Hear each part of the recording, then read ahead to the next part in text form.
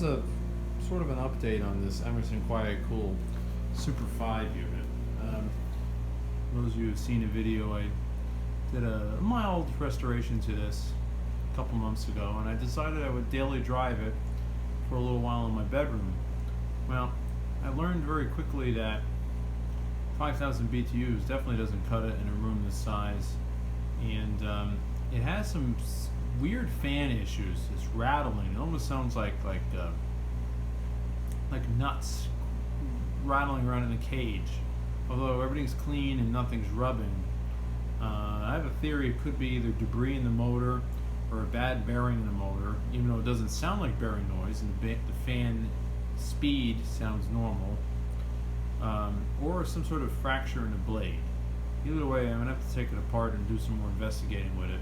But inevitably this is going to go in my office, which is a smaller room, and it doesn't need to get as cold as the bedroom gets. So, but it's still a neat unit, so it's not going away.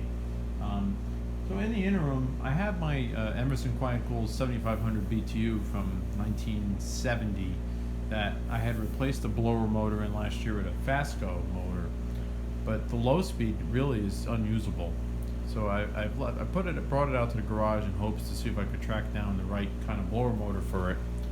And the coils, I want to give them another good cleaning in it now that I have the new Bright.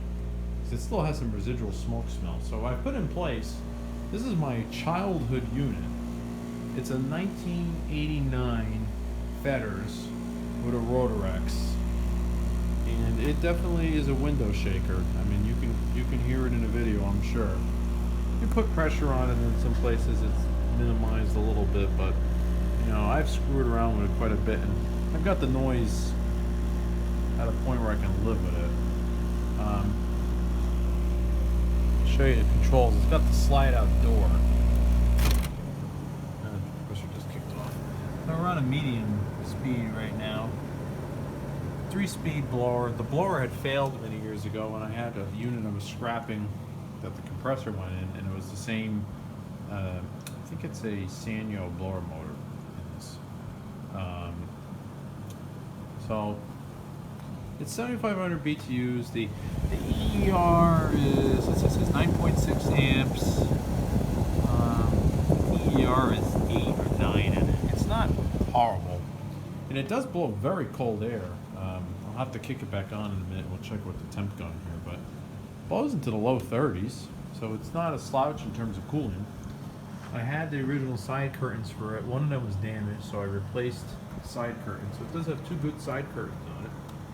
And it's a heavy beast. Even though it's a Rotorex, this thing is not a lightweight. So I figured, you know, the grill had gotten damaged, broken down here, and the legs underneath were broken. There's a tab here that broke that holds it in on this side, so I'm going to JB weld that. That's what the tape is here for right now. So I'm going to get around to doing that. And this is probably going to be up for sale, because it's, even though it's neat, it was a unit that we used to have in the living room when I was a kid. I'm not a big fan of the Rotorex units, especially in the smaller size. The weather wheel I have is pretty quiet for Rotorex, I have to say that. Maybe the larger chassis allows it to not shake the world up as much. I do have here, I don't know if anybody's ever seen these, but these are pretty neat if you ever come across them. This is an Intermatic air conditioner timer. It's from the late 70s or early 80s. You can see it's got wood grain on it. And the controls. This is a model EB41. 1500 watts tungsten, 12 full load amps, and then 72 LRA, which is, I think that's basically peak amperage for when you turn on the unit. So the contacts can withstand the load of the compressor as it turns on. What's cool about this is, unlike the most Intermatic timers, you just have a push on and off, which I think is a neat feature. And if you go away on vacation, all you do is you pull the wheel out a click, and then the timer keeps running, but it doesn't turn anything on or off. And then when you're back home, you push it back in. These little tabs come in and out to change your times. And the other key feature of this that I really like, you notice the air conditioner is not plugged into this. It plugs in to the plug for the timer, so you don't have your cord making two trips. So this is essentially like a remote.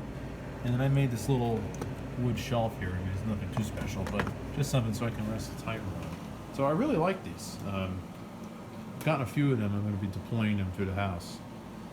But so anyways, let me see if I can coax the compressor back on again. And you see how cold this thing is. So you can hear her. She's a rattler. Now close the door because a good amount of that is.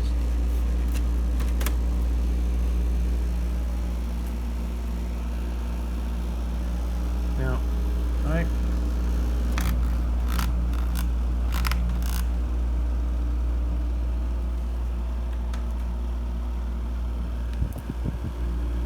Let's see what we got here.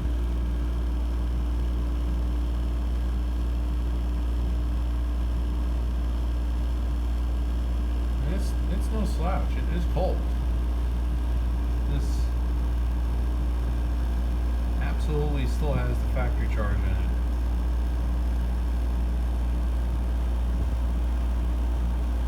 You see, I'm mid-high 20s, low 30s. I mean, it's good cooling.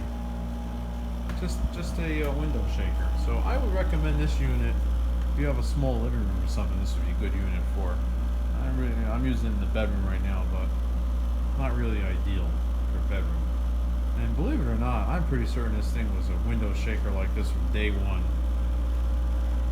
Just the nature of these units. So, but it is well made. I guess some of these Rotorexes are just not ideal. Another thing I wanted to point out with this, and I mentioned it in my 10,000 BTU weather wheel video, a common trait I've only found amongst Rotorex radial compressor units.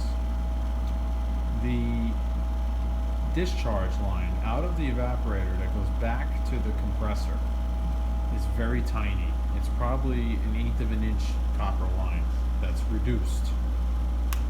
Federers evidently did this on purpose to prevent splashback on the valves in the compressor. So it's a saving mechanism for the compressor. Now, I'm not sure if it's a side effect for when it sits for a long time, but there must be some congealed refrigerant oil. And when it sits for a while, it takes a good 5-6 minutes to get head pressure up on one of these units when they sit for more than a couple of days, or at least more than 24 hours. So the first time I turned this thing on, it took a good 10 minutes for it to start blowing cold.